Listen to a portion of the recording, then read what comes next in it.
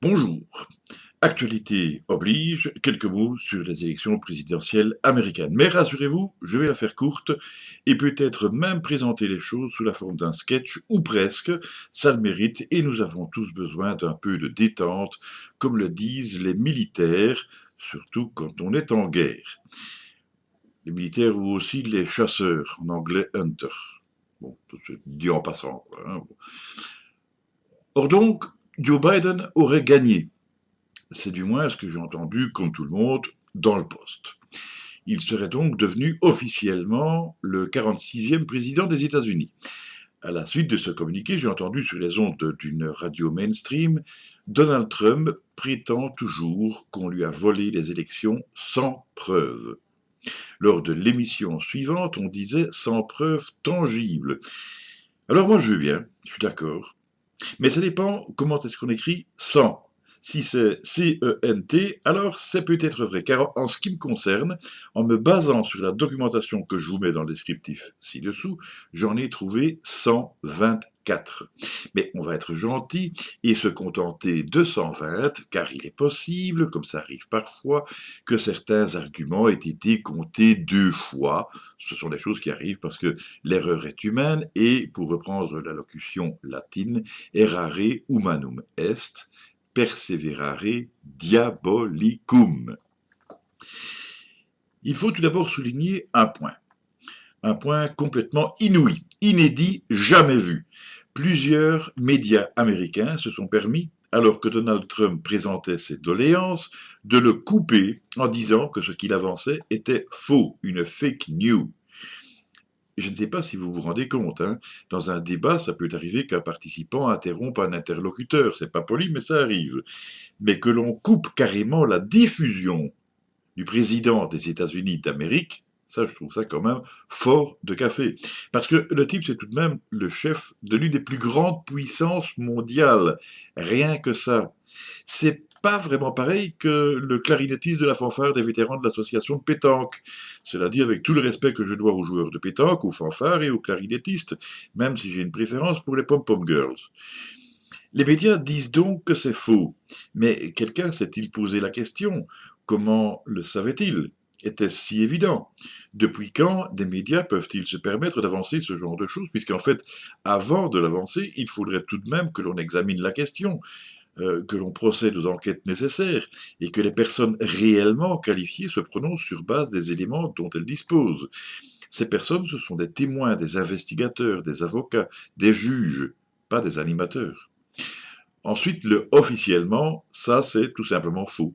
Si rien ne change, Joe Biden deviendra officiellement le nouveau président des États-Unis en décembre ou peut-être même en janvier, mais ce n'est certainement pas le cas maintenant. Est-ce que certains médias n'auraient donc pas joué un rôle assez trouble, comme s'ils avaient procédé à une anticipation, comme s'ils avaient voulu entériner comme un fait établi, une question qui se doit encore d'être débattue. J'en profite ici pour rappeler le laïus que vous connaissez tous si vous suivez mes vidéos. Les questions ne peuvent en aucun cas être incriminées, ceci dit bon, pour la censure éventuelle, il n'y a que les réponses qui le peuvent, puisque dans ce cas-là, il s'agit d'affirmations et je ne les formulerai pas, donc juridiquement inattaquables. Dans le contexte que nous connaissons, le cas de cette interruption médiatique, donc je parle de celle de Donald Trump, vous pensez bien, eh bien ça me fait penser à un cas vite interrompu. C'est décevant, c'est frustrant, vous vous attendez à l'explosion de joie et c'est la débandade. C'est-à-dire finalement un problème de direction dans les élections. Bon, alors, je ne suis pas américain et en principe le résultat de ces élections me concerne peu. Je peux comprendre que certains aient leurs préférences et leurs justifications, mais si l'on se base sur le discours habituel des médias, surtout en Occident, je comprends moins bien que l'on se réjouisse de remplacer un soi-disant malade mental par un supposé sénile endormi. Vous avez remarqué donc les petites nuances, hein, j'ai dit un soi-disant et un supposé, hein, donc il n'y a pas d'accusation. Hein. Mais bon, donc à ce propos-là, chacun fait ce qu'il veut.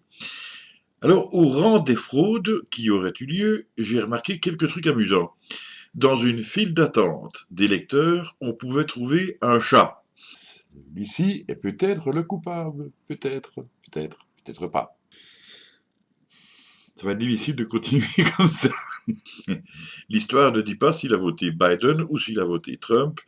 Elle ne dit pas non plus d'ailleurs s'il a voté tout court. On ne sait pas non plus s'il s'agissait d'un chat ou d'une chatte, mais laissons le problème du sexisme de côté. On ne pourra pas dire que cette histoire n'a ni queue ni tête.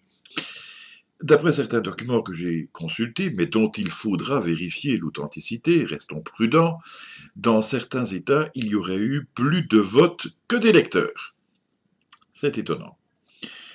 Vous imaginez qu'un pays, comme la Belgique par exemple, un pays de 11 millions d'habitants, disons qu'ils seraient tous des électeurs, pour simplifier, on aurait eu par exemple 13 millions de votants et tout le monde aurait trouvé ça normal. Mais quand on y pense, la solution de cette énigme est peut-être très simple. Un bon nombre d'électeurs avaient forcément été avertis du scrutin, et donc un homme averti en vaut deux, donc c'est normal. Plus étonnant tout de même, parmi les électeurs, on aurait trouvé, c'est un conditionnel, hein, on aurait trouvé donc une personne décédée en 1984. Ah ben, c'était peut-être George Orwell. Cet auteur était remarquable en matière d'anticipation. Donc finalement, Jules Verne aurait aussi pu voter. Sauf qu'il n'était pas américain, oui, c'est vrai.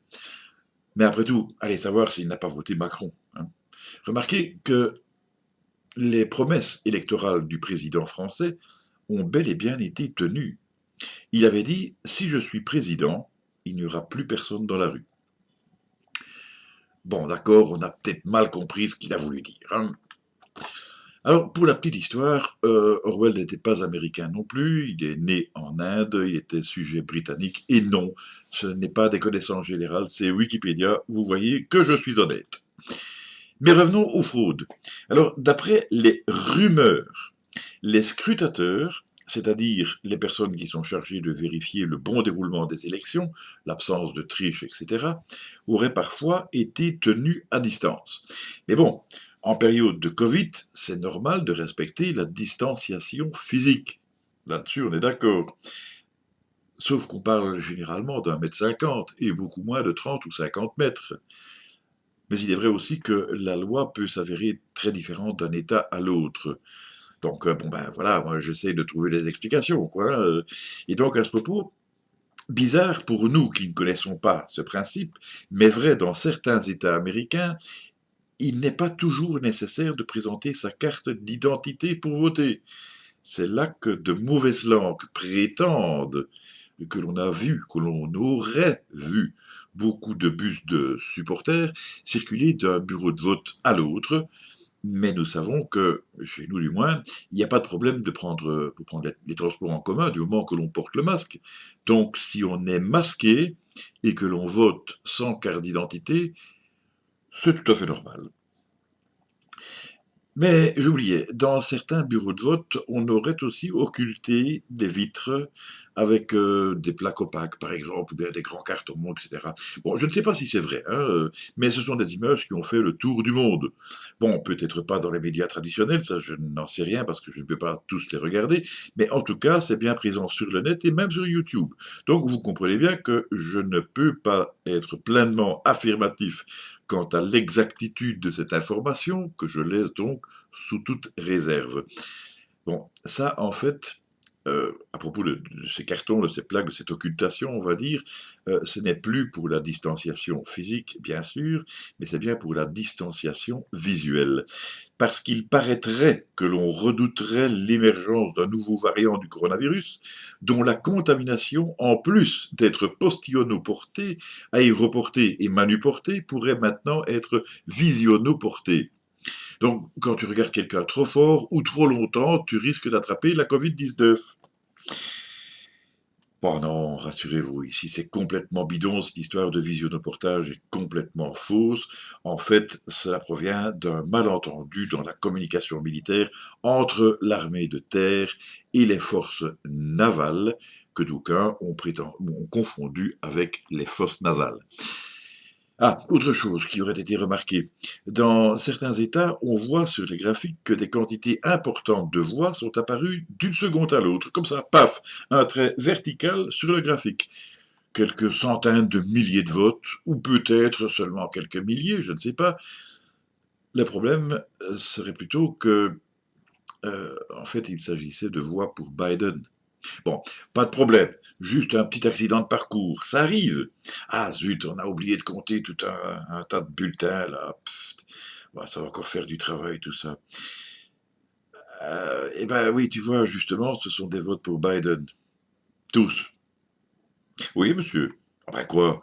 Juste une question de probabilité.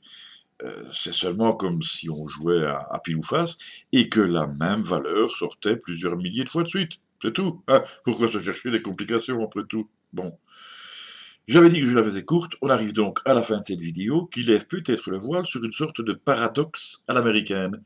Parce que quand on y pense, à l'issue des élections, les républicains ont prétendu que celles-ci n'avaient pas été démocratiques. Alors moi je n'y comprends plus rien, je perds le nord. Et si vous voulez un dernier jeu de mots, je dirais qu'à force de perdre le nord, ça me porte sur les nerfs. Voilà, je vais en rester là pour aujourd'hui. On va se retrouver dès que possible. Si jamais vous ne me retrouvez pas ici, vous savez où me chercher et vous m'y retrouverez. Vous savez en tout cas que je ne lâcherai pas le morceau. Là, il n'en est absolument pas question. Ça ne m'empêchera pas de vous souhaiter plein de bonnes choses. Restez prudents, portez-vous bien. À la prochaine. Salut.